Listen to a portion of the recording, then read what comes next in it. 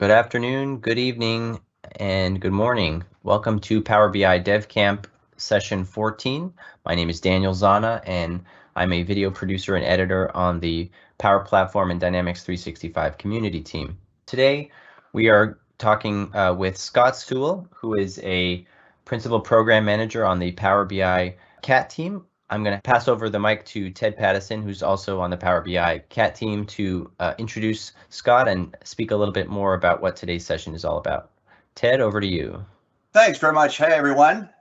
Thanks for attending our session or watching the recording after the fact. But I get to take the day off today. I convinced my teammate, Scott Sewel, to come in because he's spent the last, it seems like 6 months just drilling down on the Power BI relationship with PowerApps and Dynamics 365 and really doing some great, learning and kind of paving the way for the rest of us, how to create Power BI, reports and dashboards on top of Dataverse and everything PowerApps and Dynamics 365. So with that, Scott, I'm going to hand it over to you and try to talk as little as possible as you give your presentation. We'll see how successful I am. Sure thing, Ted. Thanks for the invite. This is an area that I'm super passionate about. I might actually get a little bit worked up about as I talk about the incredible value of bringing Power BI to Dataverse and how the Dataverse can really be expanded, and a lot of people who are using Dataverse will get a lot more value out of it by adding Power BI to it. The two tools are part of the Power Platform, but there's some fun parts about how to get them to talk to each other and how they work together. And I hope that this will be a great introduction to bringing two teams that typically are different teams and working together and bringing that value out.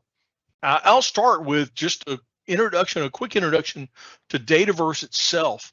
I know that if you're familiar with Power BI, or if Power BI is really where you are, you may not have a lot of exposure to Dataverse.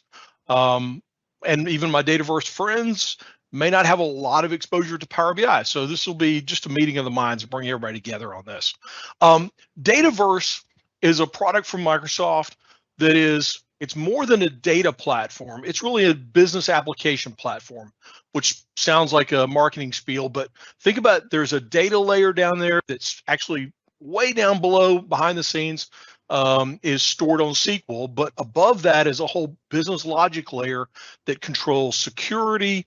There's a lot of layers for customization, to expand the schema, to make it expose it as an application on the front end of the web. There's a lot going on in this stack of what we call Dataverse.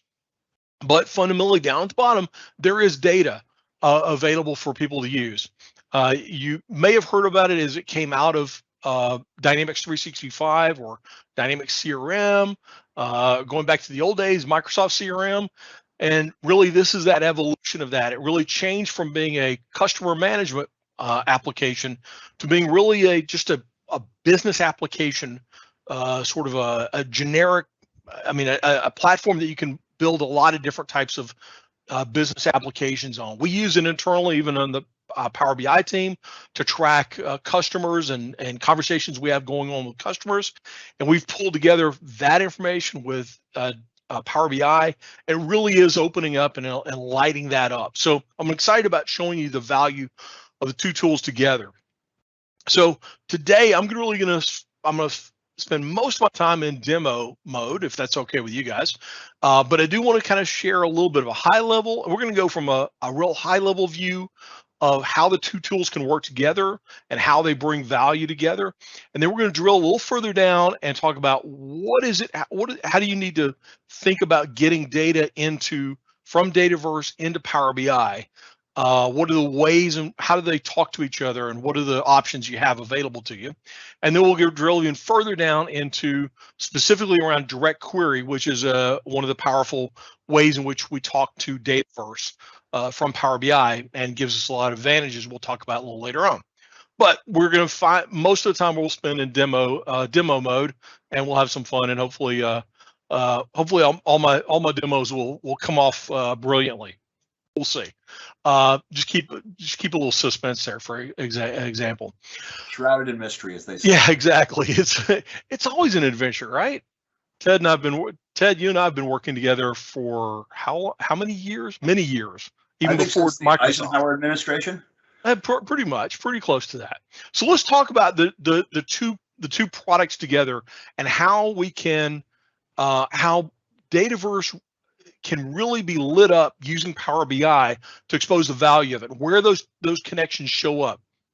And I'm going to start with an environment that I've got. This is all demo data, so there's no actual customer data in here. But it's a Dynamics 365, and it's which is effectively under the covers is Dataverse, and really you're seeing just lists of accounts that have been brought in, as well as opportunities that have been brought into Dataverse, and it makes it a platform I can navigate around and get visibility into. Out of the box, Dataverse has some dashboards. They're very simple dashboards that you can use over Dataverse data, and these are dashboards. These are out of the box. These are not Power BI. These are just powered by Dataverse itself, and so those are valuable for some use cases, but they have some limitations in that all the data in these kinds of native dashboards has to exist inside of Dataverse. You can't combine it with outside data. As well as it also has this about a 50,000 record limit as to the maximum record that you can bring into one of these out-of-the-box reports, report visualizations. So having those limitations, those are fine for some use cases, but for larger use cases, we have this advantage of being able to bring in Power BI dashboards into this and marry it. So I'm going to drop in and show you where I've got some native dashboards here, but I've also got a Power BI dashboard that can just sit inside of this Dataverse platform and show up as a dashboard available to us. Let me load this up, and this is an example dashboard I'm using in the sales examples, where I've got a Power BI dashboard lit up inside of Dataverse, so that as I'm working inside of Dataverse, interacting with my customers or interacting with my colleagues, I've got access to data that really tells what's going on inside this business use case. In this case, I've got a dashboard, and I've got, of course, all the visibility. I've used the buttons and navigate within it. It all works very seamlessly and is easy to deploy to our end users, and makes it a very nice experience. So that's putting the dashboard at that high level. And by the way, I can, and I'll show you in a moment how we do this. I can deploy this either as a system dashboard so that everybody that I give permission to sees it, or even as an individual, I can create a dashboard and add it to my into Dataverse, so it's right here in my list of available dashboards. So very nice tight integration there. Additionally, one of the things that's not as well known, because there's really not a UI that allows me to do this, and I'll show you how to do it anyway, is the ability to embed a Power BI dashboard inside a Dataverse record. That allows me to go to a particular record and take the context of that record and pass it to the Power BI report as a parameter or a filter, and filter the report so that the report is filtered to the context of the record I'm on. So for example, let's take one of these customers. I'll go to Datum Corporation, and I'm going to go to that customer record. And so I'm looking at a particular account record. Again, this is all fake data, of course. And I can see the stuff that's going on inside of Dataverse. But within that, I can drill in and see additional details, as well as you see a Power BI report lighting up inside of it.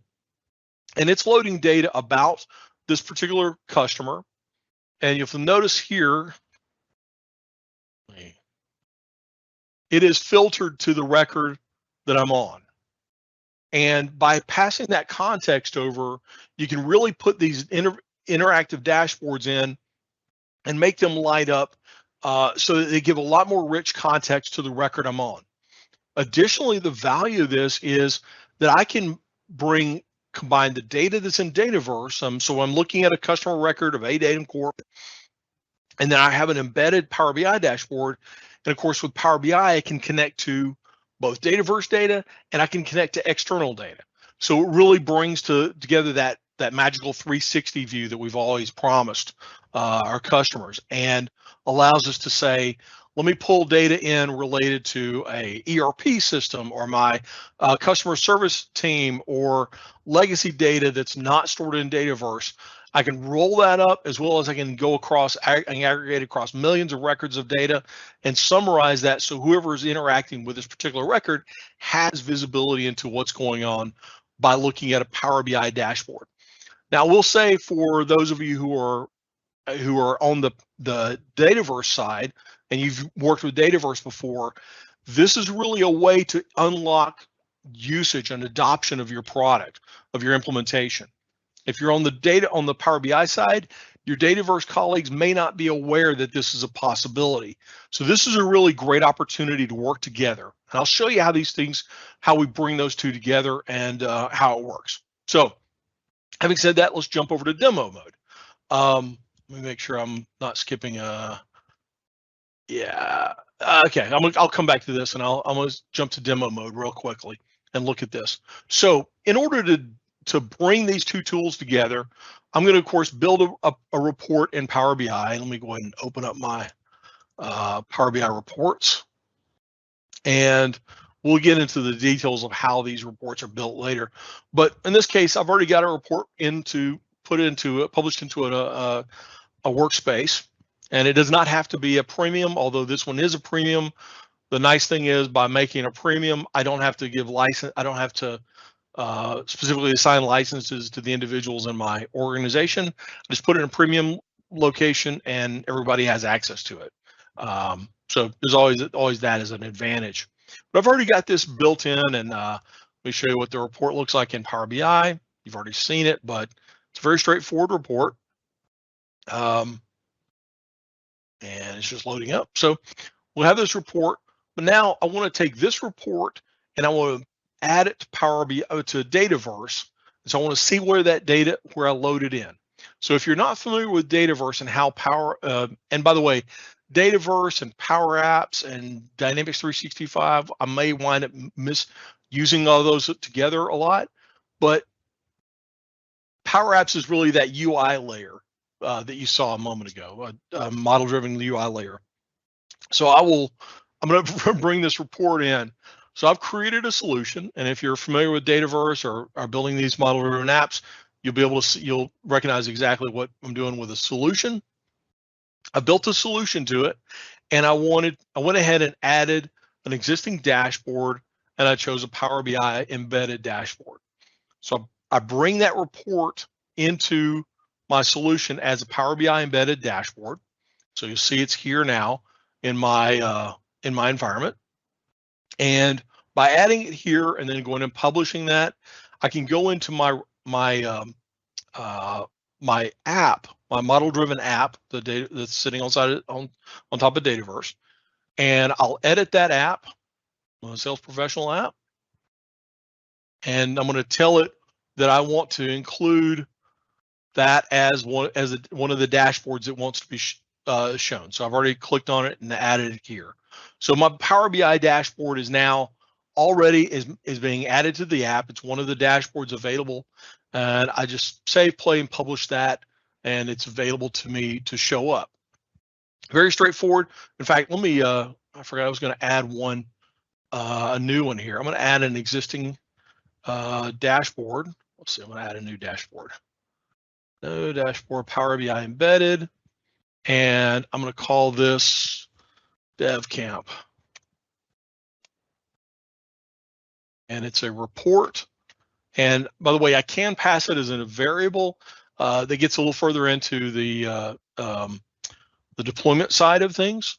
There's a lot more information there, and there's also a lot of changes that are coming to improve that use case. But I'm going to go to Contoso. I guess I have to Contoso Analytics, and the report I want to include is my DevCamp Dataverse example. I'm going to save that.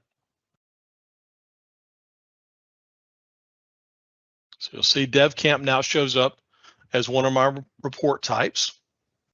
And if I go into my Sales Professional and go to Edit edit that app. Go to dashboards, zoom down here, and now my dev camp is available. I'm going to save that, publish it.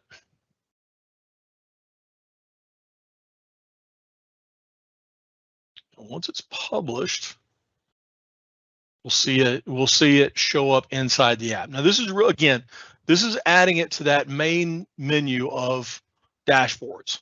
So I may need to refresh the page just so it picks up the new sitemap there, but I'll refresh the page and go into the dashboard list, and it's not there yet. So maybe I'll back up and publish again. So publish all customizations just to make sure it's available.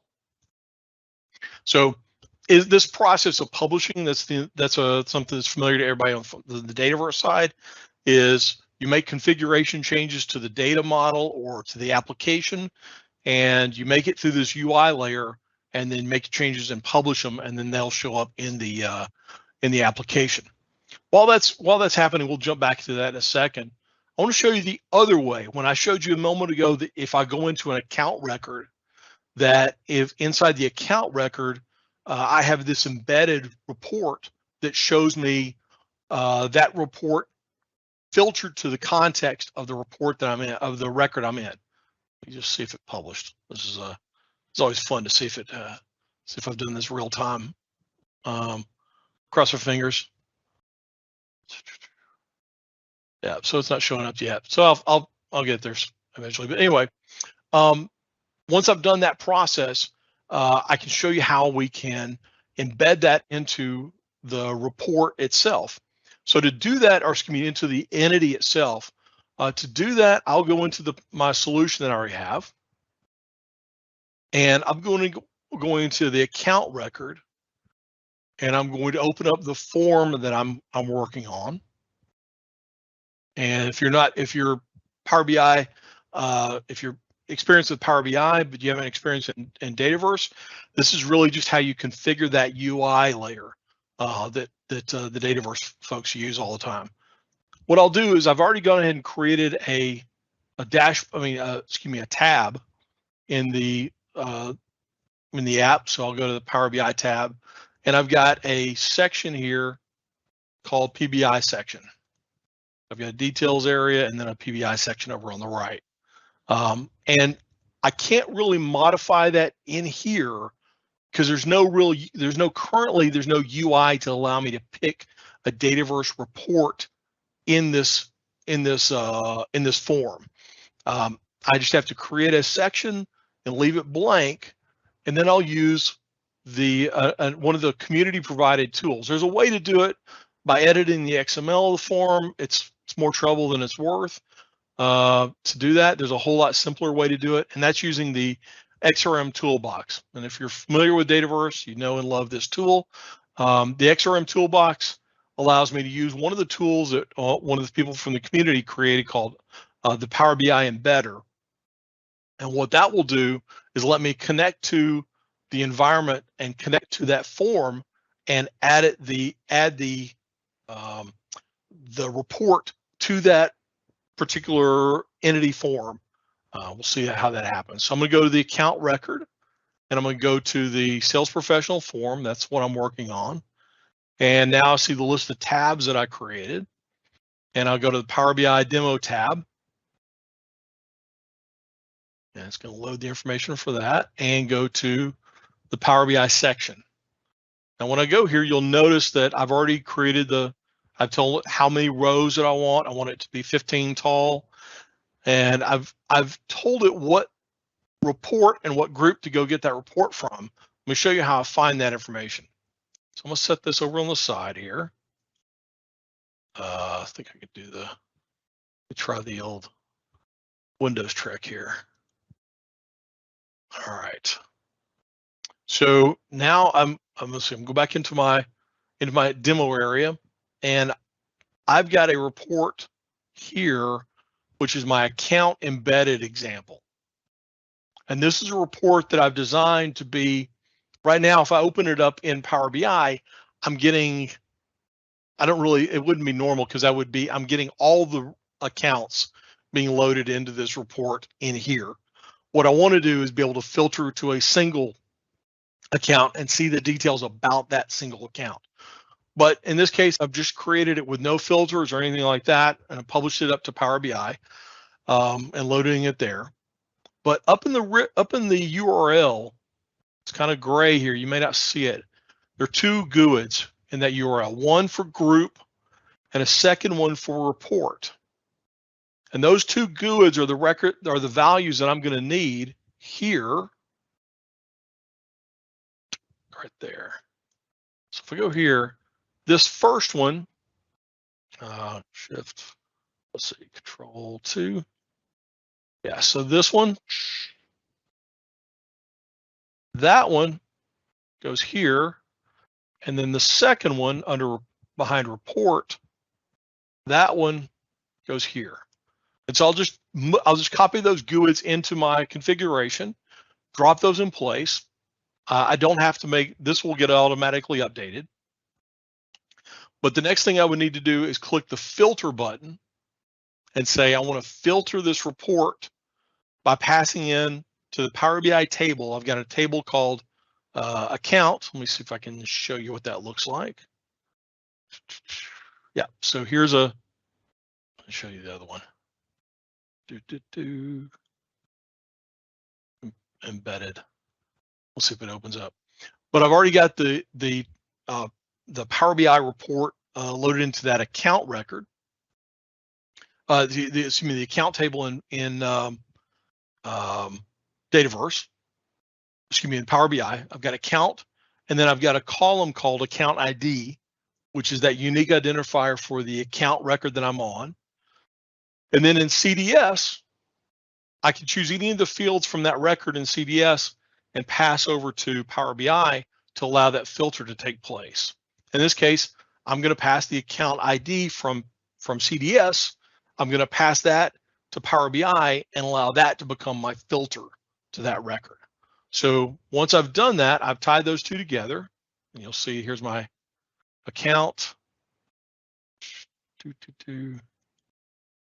open that up, and we show you the hidden fields. There it is. There's my account ID. So here's my Control 2. So I've got my account table that goes here. Oops, to here, and then my account ID column that goes here, and then the CDS field is coming from CDS, and that allows me to pass one value over to the report and filter that report. Now I got to point out, and I stumbled on this morning again. I caught myself. The name of the account, the PBI table, and the column are case sensitive. It will not work if there's any difference in the case. If you capitalize something in one place and not the other, the report won't filter. So those are case sensitive. Just be aware of that. Otherwise, it's easy peasy.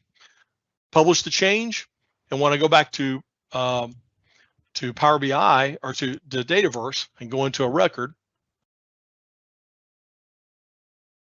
So this is the one I've created and published and made available there. I go over to Power BI. Let's go into any one of these. Let's go to customer here and go to Power BI demo. And it's connecting up to that environment, to that the Dataverse example, and loading the data from Dataverse. So we can see it for the Miller, Jones, and Sabin sample record. So that's how we get that embedded experience taking place. And this gives you that ability to use the Power BI, the much richer examples of how these two tools can work together so that they can work, and you can really see the power shared between the two. I've got an embedded using smart narratives, or I can do pretty much anything on there. By the way, inside the table below, you'll notice I've added a hyperlink So let's look at one of these records. Maybe as a user, I'm looking at the records and I want to see something that's this big, this downsize, impactful groupware sample opportunity. If you'll notice, I've got a link here. Yeah, it's not. I didn't set it up full. I didn't finish setting that up. But you can put a hyperlink there and open up the corresponding record in Dataverse by just using the URL addressable forms. Really powerful tool that allows you to tie those two tools together. Let's take a step back from just the way we set it up visually. Let's talk about how we deal with the data sets between the two environments. And I'm going to flip back to my PowerPoint for just a second. And I want to talk a little bit about the different ways in which we can pull Power BI and Dataverse together. Let me go and maximize that so you can talk for a second. Can I have you a question? Absolutely, We have one question. We have Fire both away. Richard and Russell asked the same question. And it's kind of the things that you're doing. Can we do that with Dataverse for Teams? Or do we need kind of the more enterprise version of Dataverse to do the kind of stuff that you're doing here? I believe that it can be Dataverse with Teams is no problem. I don't think either one of those are a limitation. Super. I think that was the main question they had. Good deal. Dataverse for Teams is cool. So here's an example of, I'm going to talk about the different ways in which you can get data from Dataverse into Power BI. Now, you remember I said at the beginning, Dataverse is more than a database itself. It is a database, or it sits on top of SQL in some areas, but it has a business application layer, a logic layer, has a security model that sits on top of it. It has a plugin layer where you can fire different custom code to adjust the data as it comes out off the platform. So there's a lot going on in that business application layer. But the nice thing is you can take advantage of that security model and make the data inside of Power BI respect the permissions granted over in Dataverse. This is really more common or more necessary in cases where you're dealing with, like, for instance, a sales opportunity where you have different salespeople, and inside of Dataverse or inside of that application, different salespeople aren't allowed to see each other's opportunities. If you're just grabbing the data from a data store and using Power BI, you would need to set up a row-level security model of some sort. The challenge is, inside of Dataverse, there's multiple ways you can see an opportunity. You can have it shared to you. You can be a part of a team that has permission to see it. It can get very complicated as the model which the different vectors in which you can get access to a record. By using direct query, and we'll talk about how that works, direct query, we can leverage that model that sits in Dataverse and allow users to see data in Power BI that's trimmed according to their usage. So really, I'm going to identify 3 different ways in which we can get that data into Dataverse. This is not exclusive, but these are kind of 3 common ways I think about it and talk to users. First is direct query, where I point a Power BI that doesn't have any data in it. I can point it to Dataverse, and when the user opens that report, it will query Dataverse and pull that data into Power BI at runtime, and it will be trimmed and everything for that user. So there's some real advantages to that. The second would be moving to an import mode where I have the data in Dataverse, but on a regular schedule, I'm importing that data into my data set, either importing it directly, or I can even set up in the service, you can set up incremental refreshes so it loads it over time. But really, I am pulling it into an import and pulling it out of Dataverse, so it's strictly sitting in Power BI. And the third way is more advanced layer of where we're using the Azure Synapse. We're pushing it out to a data lake from Dataverse. There's built-in integration between Dataverse and Synapse.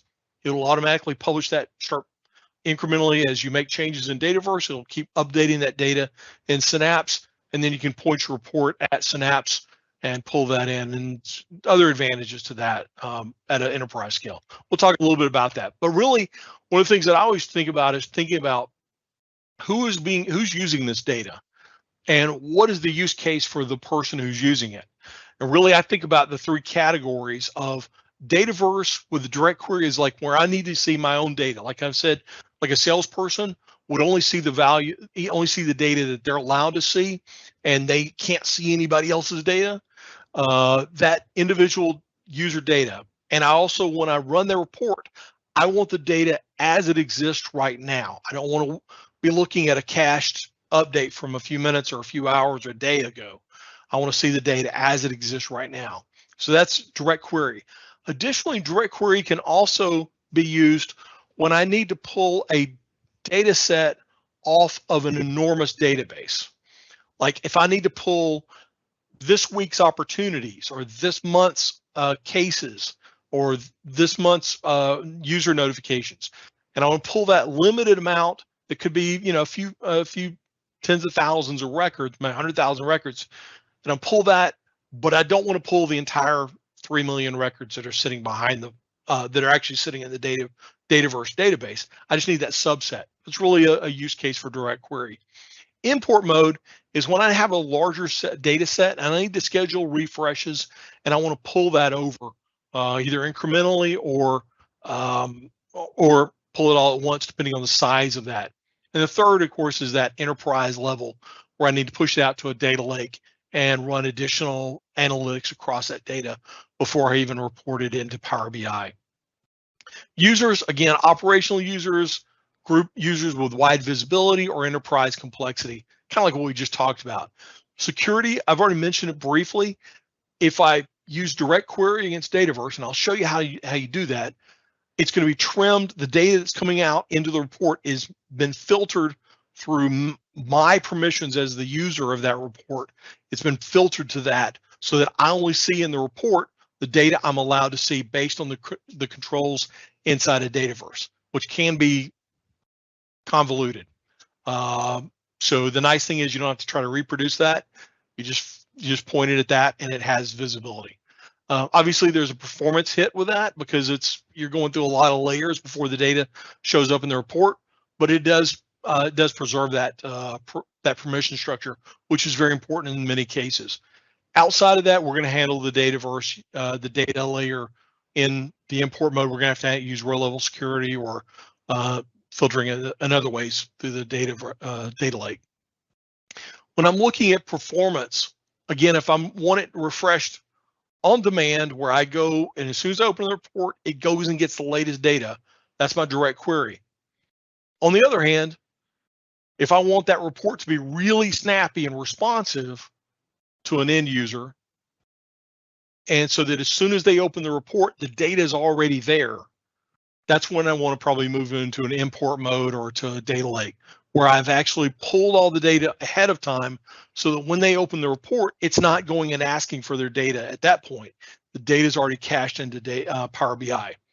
Big difference, and it's a little bit of a challenge because everybody wants it to be on demand, filtered, as well as already extracted, which you can't do. So you really think about cached mode versus direct query and on demand mode. It's really the way to think about those two. And a lot of customers, I would say, are going to use both of those when you deal with your like salespeople or people who are in your call center or people on the direct line. They are going to be probably the people you would set up a direct query report for, so that they're filtered to their, only the data they're allowed to see in their patch. On the other hand, you're going to see users who are wanting to see it as a maybe a vice president, a senior vice president, group leader, CEO. Those folks already have permission to see all the data that's in Dataverse anyway, so you don't really have to refilter for them.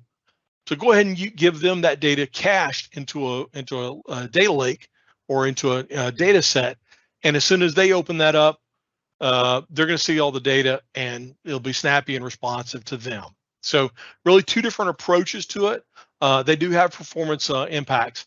And finally, this is one to be aware of, is that there are data volume decisions that you'll be making. in a direct query, or if we're using a Dataverse import mode, when we're using the Dataverse connector, which I'll show you in a second, we're really thinking about it's coming through all those business and logic layers and security layers before it gets out to me. So as a result, there are some throttles on it to avoid slowing down your application server, and it's really the magic numbers, and you'll see this in the documentation, is there's an 80 megabyte maximum size of the returned data, or a 2-minute timeout if the query is particularly complex, and that's the data that's being returned from the Dataverse endpoint. Just to be clear, it's 80 megabytes of the data that's been returned, not 80 megabytes of data total in the Dataverse environment, but 80 megabytes of what's returned in my query. So again, I could have 3 million records, but if I'm only pulling back the latest this month's data, you're really only talking about a small subset of the data that's out there. So we're going to take a look at how we do some of that by looking at what are those processes. I'm going to go ahead and open up a report that I pre-built here for us to take a look at. And yeah, so in this case, I'm using a direct query to pull data from Dataverse. By the way, you can connect to Dataverse directly from the ribbon called Dataverse, and it will allow us to place it, put in an environment name,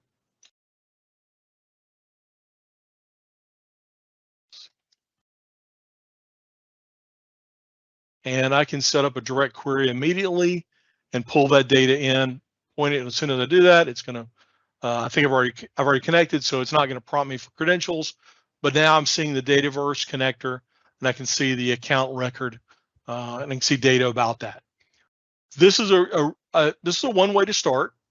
I will say, if you've got a really large database, it may time out. I'll show you a trick to work around that, because by default, it's going to try to pull back all rows and all columns, which is a bit much. So normally, I just go over to transform data. I'll start with the transform data side.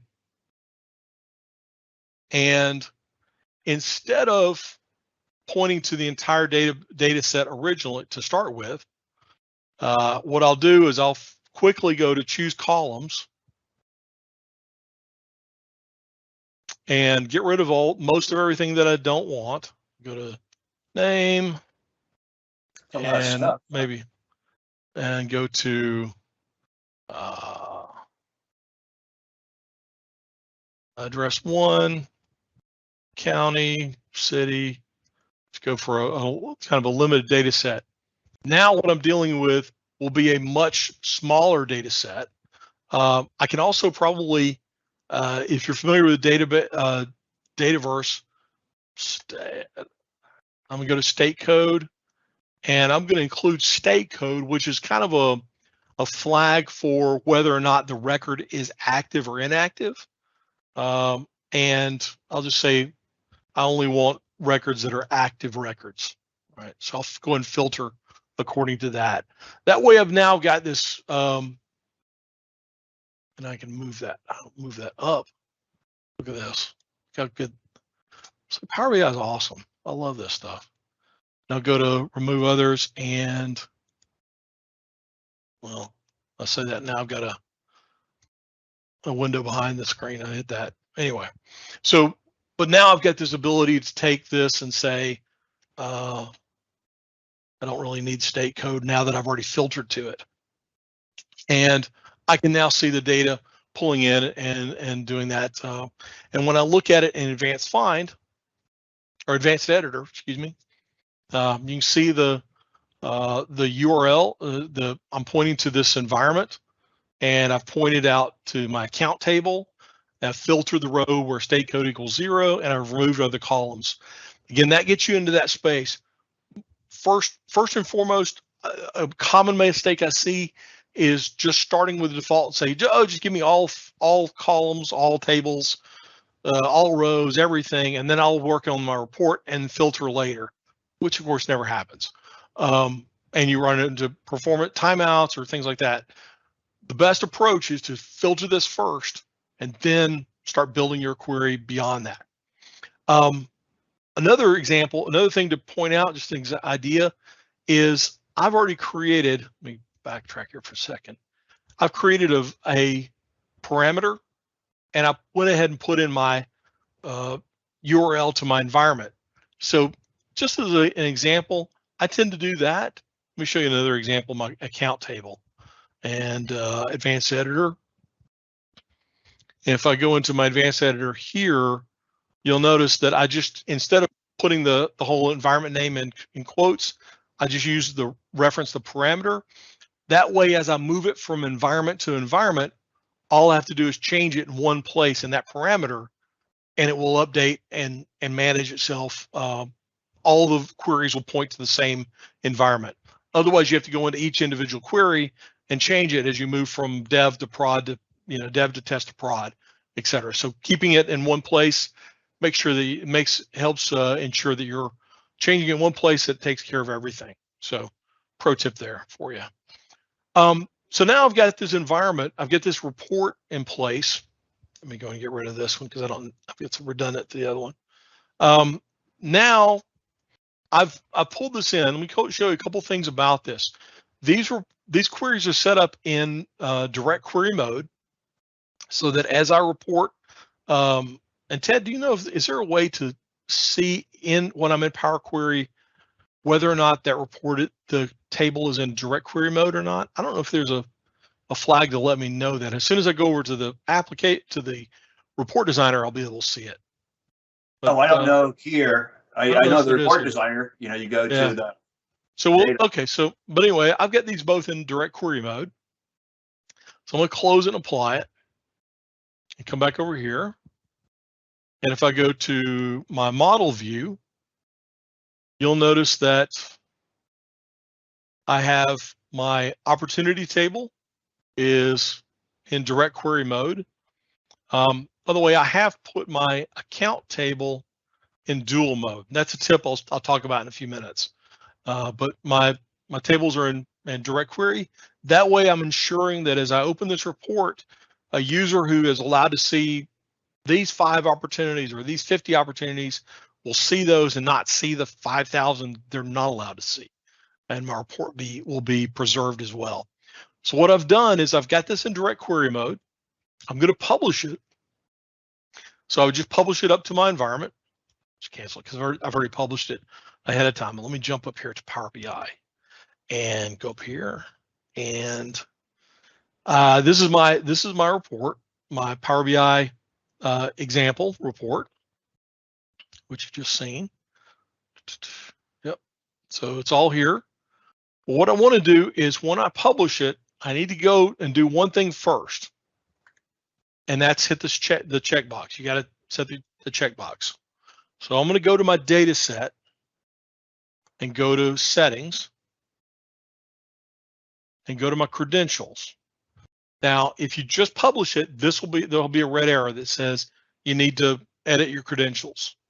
And so you'll go in and set it to OAuth, privacy letting, but make sure you check this checkbox. Very important, because this will allow, you remember we talked a lot about the filtering and how we filter to just the user's data set. By making sure that we click that, it will use that user's data permissions to pull the data out of the Dataverse environment. Otherwise, it's going to pull the user who published the report's credentials. So this checkbox is very important to make sure, because it's easy to overlook. I know, because I've overlooked it myself. But just be sure to check that check mark, and then you're up and running. And by that point, you can now publish the reports up there. So we've taken an example of publishing it. Let me show you, talk about a couple of tips. If you're coming from a Dataverse background, or if you're new to Dataverse, show you a couple of tips on ways in which we can make sure that we build this report well, so we get that direct query example. By the way, the direct query is there's a lot of advantage because of that filtering. But if you've done direct query before, there's also some challenges with report performance. So I want to talk about a little bit how do we make that performance-wise important. So if you're a report builder, by example, this is something you know by heart. Being sure you stay focused on the use case. As a Dataverse person, when I first started building Power BI reports, I tried to build one data model that mimicked my entire Dataverse data model, which of course collapsed immediately because it's just too convoluted, too complicated.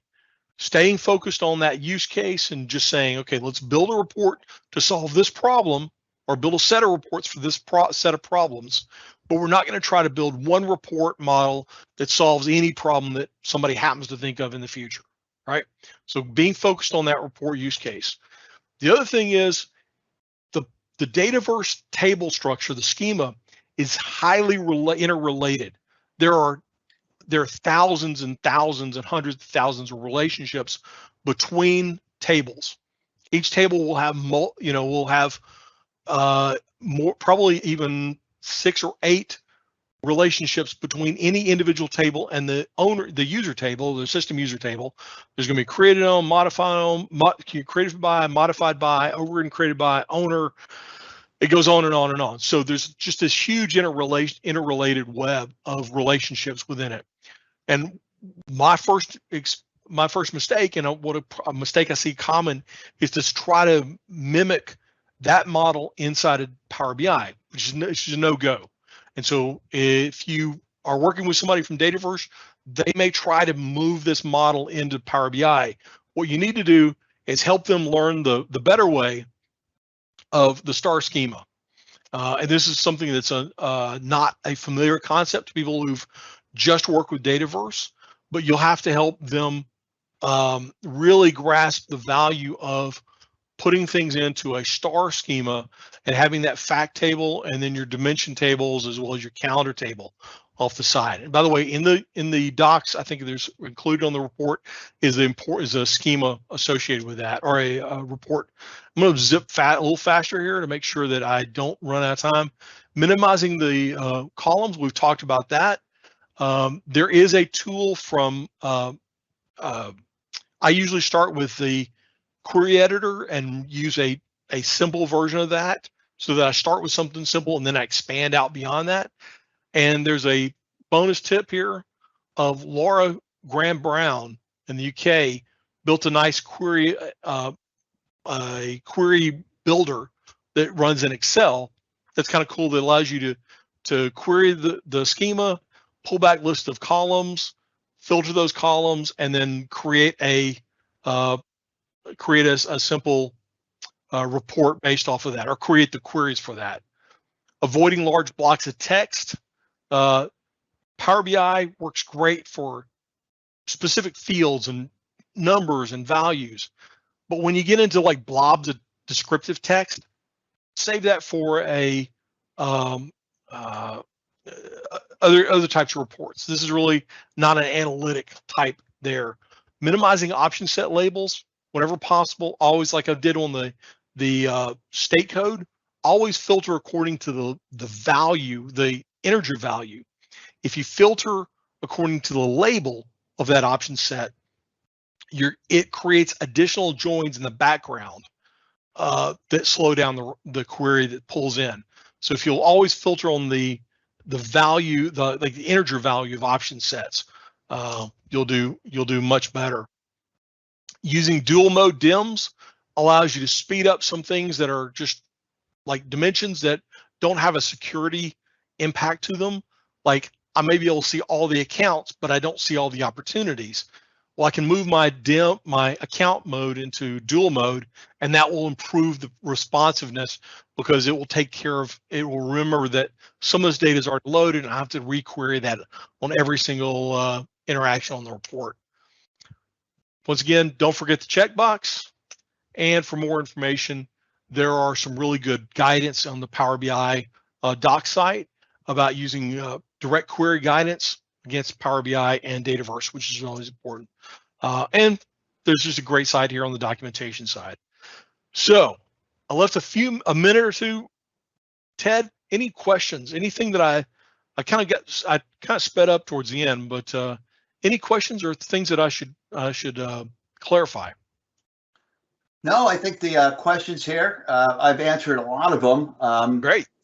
People wondering, do I need Dynamics 365 to use the Dataverse? And you certainly don't. You can use it with PowerApps. Here's one question I couldn't answer. Can you mirror Dataverse tables in a SQL database? I didn't think so, but yeah, there was a tool called the Data Export Service. It's still in use, but will gradually be deprecated to that does basically that. It moves the data out to you can push it out to an Azure SQL table. But really that's going to be deprecated in favor of moving it out to using the linkage between Dataverse and Azure Synapse. Okay. And then there's a couple questions around kind of exporting the data from Dataverse so you could consume it in Azure Data Factory. And it seems to me you can do a data flow. So then you kind of put the data into a format where if you have to pull lots of stuff and you don't want to tax, the people that are actively using the Dataverse, that's a good approach. But you could also directly connect, the Azure Data Factory, to the Dataverse and pull it from there, at the expense of, users kind of wondering why things are taking so long as they're trying to, do their daily work. Hopefully it's not, the nice thing is behind the scenes at a certain size or a certain amount impact, there is a shadow copy of SQL that you're hitting instead of hitting the so you don't wind up with locks against users. So there's a lot of effort on the engineering side that's down under the covers. You never see it, but it's protecting the end user experience so that they don't, somebody writes a rogue report that dims the lights on the platform. It won't impact the user experience. I guess there was one question about throttling. If you make a direct connection, do you know anything about throttling, how many records you can pull back? Yeah. Is that one of the reasons that you go to a data flow then, so you wouldn't have that type of throttling? Right. So yeah, again, in that direct query, anytime I use the Dataverse connector, there is a Dataverse, it's not Power BI side, but on the Dataverse side, it does say that direct query, or if I'm using the Dataverse connector, the TDS endpoint, if I'm connecting to Dataverse directly like that, 80 megabytes, 2 minutes. Those are the two throttles on it. So I can't return, I can't do one query that returns the entire data set, the entire database. But as long as my queries don't take longer than 2 minutes each to run, I can just keep running as many of those as I want, as long as the returned data is only 80 megabytes. Okay. Which is usually, in most cases, is perfectly fine, especially if you're getting rid of all the extraneous overridden, created by, and modified by, and long text strings and all that stuff, which don't really work in a Power BI report. Okay. Last question. Yeah.